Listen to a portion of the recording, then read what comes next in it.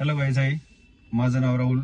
मी तुम्हाला आज फॉरेक्स मध्ये जे तुमचं छोटं कॅपिटल आहे की स्मॉल कॅपिटल आपण कसं ग्रो करू शकतो त्याबद्दल थोडीशी माहिती सांगतो.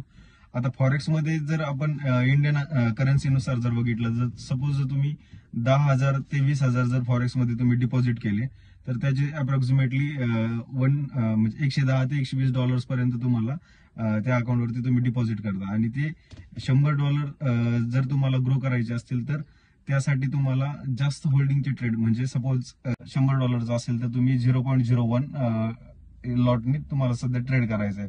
तर 0.01 नी जर तुम्ही ट्रेड करत असाल तर ह्यामध्ये काय करायचं आहे, आपल्याला तुमचा रिस्क रिवॉर्ड हा मोठा ठेवायचा आहे. म्हणजे सपोज जर तुम्ही 5 पॉईंटचा स्टॉप लॉस देत असाल तर तिथे तुम्हाला 20 पॉईंट ते 25 पॉईंट तुम्हाला कॅप्चर करायचे. तर ह्या प्रकारे तुम्ही काय करायचंय, म्हणजे तुम्ही जर एकदा ट्रेड घेतला त्यामध्ये तर तो ट्रेड तुम्हाला जास्त वेळापुरता होल्ड करायचा आहे. नाहीतर तुम्ही असं पण करू शकता, सपोज जर तुम्हाला लवकरच अकाउंट ग्रो करायचे तर त्यामध्ये एकदम हायली रिस्की ट्रेड तुम्ही घेऊ शकता, पण त्याच्यामध्ये तुमचं अकाउंट ब्लो होण्याचे चान्सेस भरपूर असतात. म्हणजे ते निग्लिजिबलच आहे. तुम्ही 2 ट्रेडमध्ये 3 ट्रेडमध्ये ते तसे करू शकता, पण ऍट द एंड तुम्ही नंतर तो पूर्णच तुमचं जे कॅपिटल त्यानंतर जे बनलेलं असेल, तुमचे जे काही प्रॉफिट येऊन त्यामध्ये प्रॉफिट ऍड ऑन झालेले असतील, सपोज $100 वरून तुम्ही जर $150 $190 जर गेले असताल आणि तिथे जर तुम्ही सेम लॉटनीच जर ट्रेड घेत असाल, कारण की कसं आहे फॉरेक्स मध्ये तुम्हाला मार्जिन भरपूर भेटतं. अप टू 2000 मल्टिप्लाय बाय 2000 तुम्हाला मार्जिन भेटतं. आणि त्या मार्जिनने जर तुम्ही ट्रेड केला आणि ते जर तुमचा जर ट्रेड तुमच्या डायरेक्शन नुसार जर गेला नाही तर ते अकाउंट 2 ते 3 पॉईंट मध्ये तुमचं ब्लो होऊ शकतं. तो जर तुम्ही पर्याय नाही घेतला तर मग आपल्याला त्यामध्ये काय करायचंय की तुम्हाला पॉइंट्स घ्यायचे.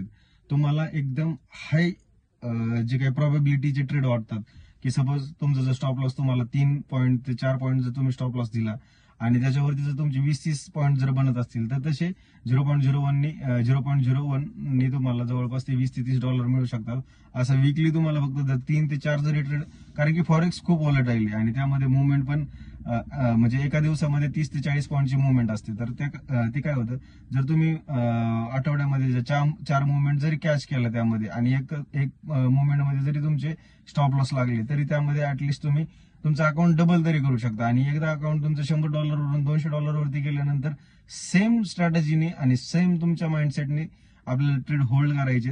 आपल्याला जर आपला ट्रेड जर आपल्या डायरेक्शन नुसार गेला नाही तर आपल्याला तिथे स्टॉप लॉस द्यायचा आहे. स्टॉप लॉस आपला काय $5 स्टॉप लॉस आहे आणि आपल्याला तिथे गेन किती करायचे, अप्रॉक्सिमेटली $20 to $25 आपल्याला तिथे घ्यायचे, म्हणजे पॉईंट्स घ्यायचे.